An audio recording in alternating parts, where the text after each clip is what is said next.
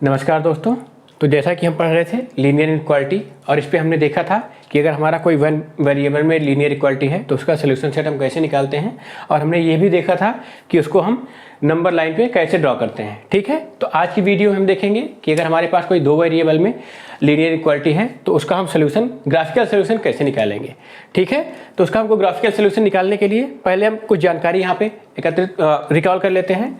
मान लीजिए हमारा कोई प्लेन है, मान लीजिए हम यहाँ पे एक्स वाई प्लेन ले रहे हैं और इसको एक लाइन कट कर रही है। तो लाइन हमारी दो तरह से कट कर पाएगी, एक तो वर्टिकली कट करेगी, ठीक है, एक वर्टिकली कट कर रही है और दूसरा क्या करेगी, नॉन वर्टिकल कट करेगी। ठीक है, तो ये मान लीजिए नॉन वर्टिकल कट कर रही है। ठीक है, तो अगर वर्टिकल कट करेगी हमारी तो यहाँ पे ये दो प्लेन बनाएगी, first and second. First half मतलब left half and right half, दो प्लेन यहाँ पे बनाएगी। ठीक है, और दूसरा जो है नॉन वर्टिकल है, ये भी दो प्लेन बनाएगी, एक अपर हाफ, ठीक है, दूसरा लोअर हाफ। ठीक है, यहाँ पे भी दो प्लेन बना रही है, एक अपर हाफ एक लोअर हाफ। ठीक है, अगली बात, अगर यहाँ पे हमें कोई पॉइंट P है, ठीक है, कोई पॉइंट P है, ठीक है, तो इस P के इस प्लेन में होने की तीन कंडीशन हो सकती है।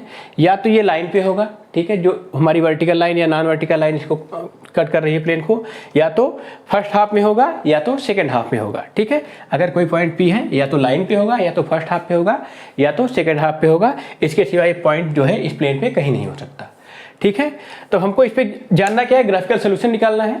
ठीक है, तो चलिए पहले देखते हैं कि कोई रिलेशन हो सकता है हमारा, अगर कोई लाइन है ax + by = c, ठीक है, और उसके बीच और कोई पॉइंट P है तो उसके बीच में रिलेशन क्या हो सकता है, पहले उसको देखते हैं। ठीक है, चलिए यहाँ पे हम एक लाइन ले रहे हैं, consider a line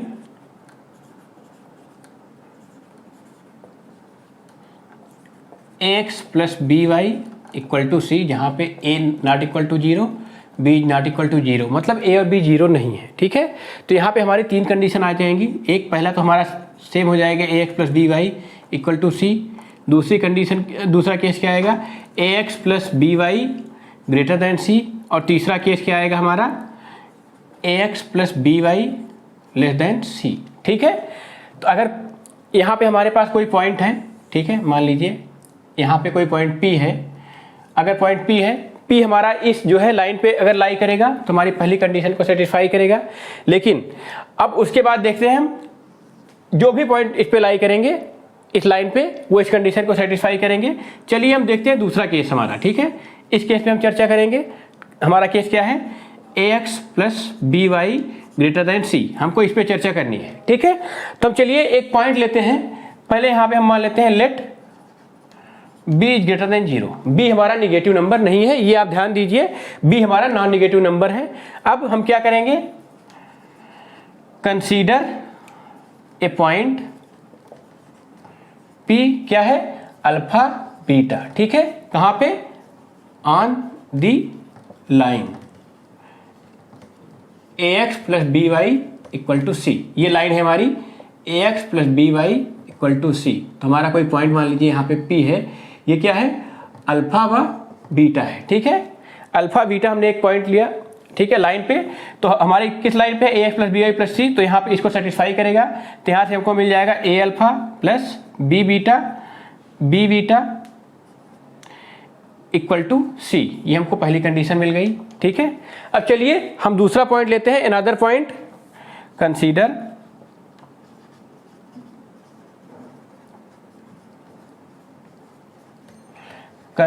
another point. हम दूसरा पॉइंट Q ले रहे हैं, कहाँ पे, Q क्या है हमारा, अल्फा गामा, कहाँ पे, on the plane first. Plane first यहाँ पे क्या हो जाएगा, अपर प्लेन को हम प्लेन फर्स्ट मान रहे हैं और लोअर प्लेन को हम प्लेन सेकंड मान रहे हैं। तो हमारा अपर हाफ वाला जो प्लेन है ये फर्स्ट है। तो हम दूसरा पॉइंट Q ले रहे हैं, यहाँ पे Q के कोऑर्डिनेट क्या है, अल्फा व गामा। ठीक है, तो चलिए हम इसको हटा दे रहे हैं। चलिए यहाँ पे हमारा दूसरा पॉइंट क्या था, Q जो है अल्फा व गामा है। तो अब यहाँ पे देखिए आप, गामा जो है इज ग्रेटर देन बीटा। ठीक है, गामा जो है बीटा से ज़्यादा है, क्यों, क्योंकि हमारा देखिए यहाँ पे जो है x कोऑर्डिनेट सेम है, तो ये हमारा एक वर्टिकल लाइन मिलेगी जहाँ पे y एक्सिस पे ज़्यादा वैल्यू गामा की है, कम वैल्यू बीटा की है। ठीक है, अब इस पे अगर हम दोनों साइड b से मल्टीप्लाई कर दें, v gamma is greater then b beta. ठीक है, तो कोई फर्क नहीं पड़ेगा, क्योंकि b को हमने एक पॉजिटिव नंबर माना है, तो इस पर इनइक्वालिटी पे कोई असर नहीं पड़ेगा। अब हम ये जानते हैं कि अगर हमारी इनइक्वालिटी है तो इस पर हम दोनों साइड में कुछ भी ऐड या सब्ट्रैक्ट कर सकते हैं। तो हम यहाँ पे a अल्फा ऐड कर दिए दोनों साइड में, b gamma greater than a alpha plus b beta, ठीक है। अब देखिए यहाँ पे a alpha plus b gamma जो है ग्रेटर देन किससे हो जाएगा, c से, क्योंकि हमने जब पॉइंट को लाई कराया था, लाइन पे माना था, तो यहाँ पे आया था a alpha plus b beta greater than or equal to c, ठीक है। इक्वल टू c था तो यहाँ पे ग्रेटर देन c हो गया, ठीक है। तो यहाँ से हम कह सकते हैं कि any point q on first plane, कोई भी पॉइंट होगा q फर्स्ट प्लेन पे सेटिस्फाइज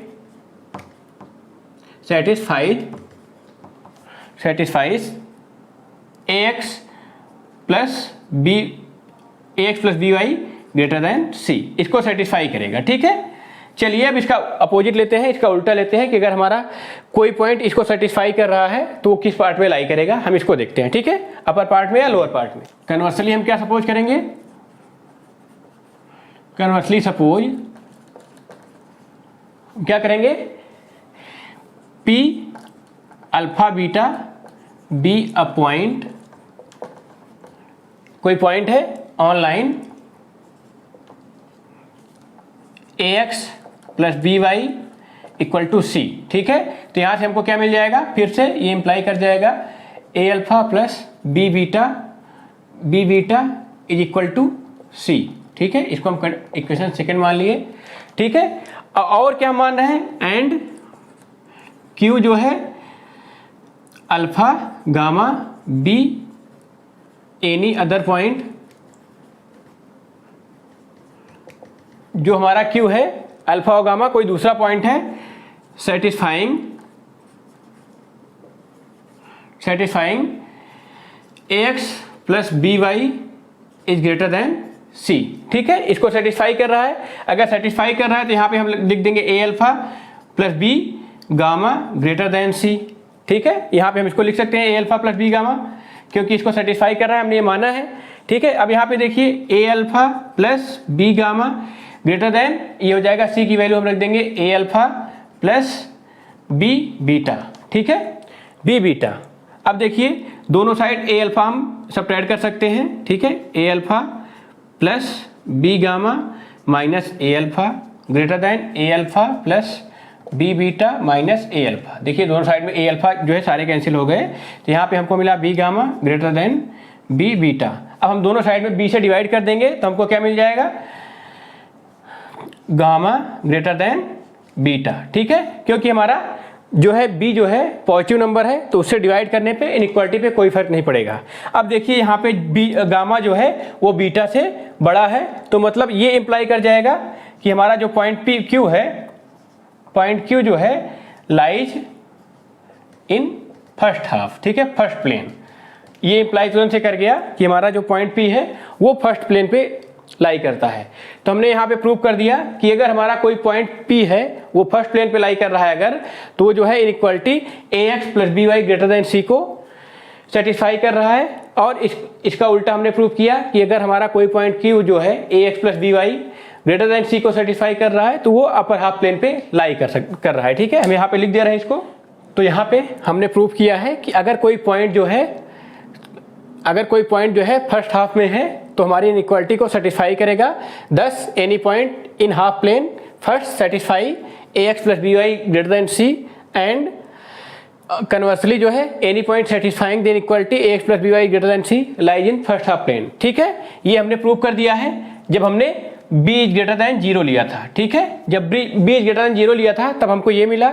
अगर हम b लेस देन 0 लेंगे, ठीक है, सिमिलर वे में प्रूव करेंगे तो हमको मिल जाएगा कि जो भी पॉइंट जो है ax plus by greater than c को सेटिस्फाई करेगा अगर b 0 रहेगा, अगर इसको सेटिस्फाई करेगा तो प्लेन सेकंड में लाई करेगा, ठीक है। और प्लेन सेकंड में लाई करेगा तो इसको सेटिस्फाई करेगा, ठीक है। तो हम इसको इस तरह से प्रूव कर लेंगे। अब चलिए हम इस पे देखते हैं एग्जांपल्स जो कि इंपॉर्टेंट है, उसके एग्जाम में आने के ज़्यादा चांसेस रहेंगे, ठीक है। ये तो केवल इसका एक तरीका था कि कैसे इसको हम रिड्यूस करते हैं, ठीक है। अब चलिए देखते हैं हम इसको एग्जाम्पल्स में क्वेश्चन करते समय कैसे इसको स्टेप बाय स्टेप प्रोसीड करेंगे। ठीक है, चलिए देखते हैं एक एग्जाम्पल। तो चलिए हमारा पहला एग्जाम्पल क्या है, 40x + 20y is greater than equal to 120। ठीक है, तो इसको सॉल्व करने से पहले हम 2-3 बातें समझ लेते हैं। ठीक है, तो हमें इसका ग्राफिकल सोल्यूशन दिखाना है। ठीक है, तो स्टेप वाइज स्टेप कैसे हम प्रोसीड करेंगे। ठीक है, पहला हम क्या करेंगे, एक लाइन ड्रॉ करेंगे 40x + 20y = 120 और इस प्लेन को जो है 2 भागों में डिवाइड कर लेंगे। ठीक है, इसको 2 भागों में डिवाइड कर लेंगे। फिर हम किसी एक प्लेन में कोई पॉइंट लेंगे, उसको इस इनइक्वालिटी पे सेटिस्फाई कराएंगे। अगर इनइक्वालिटी सेटिस्फाई कर गई तो हमारा पॉइंट जिस रीजन में लाई करेगा वही रीजन हमारा सोल्यूशन रीजन कहलाएगा। अगर इनइक्वालिटी सेटिस्फाई नहीं होती तो जिस रीजन में हमारा पॉइंट है वो सोल्यूशन रीजन नहीं होगा, बल्कि दूसरा रीजन जो है हमारा वो सोल्यूशन रीजन हो जाएगा। हम जो है ओरिजिन को लेना यहाँ पे प्रेफर करते हैं। ठीक है, तो चलिए स्टेप बाय स्टेप प्रोसीड करते हैं और इसका जो सोल्यूशन आता है, रीजन आता है, उसको हम सोल्यूशन रीजन बोलते हैं। ठीक है, तो चलिए इसको हम प्रोसीड करते हैं। तो क्या दिया हुआ है पहले में, 40x + 20y = 120। ठीक है, 20y = 120, ये हमें लाइन ड्रॉ करनी है।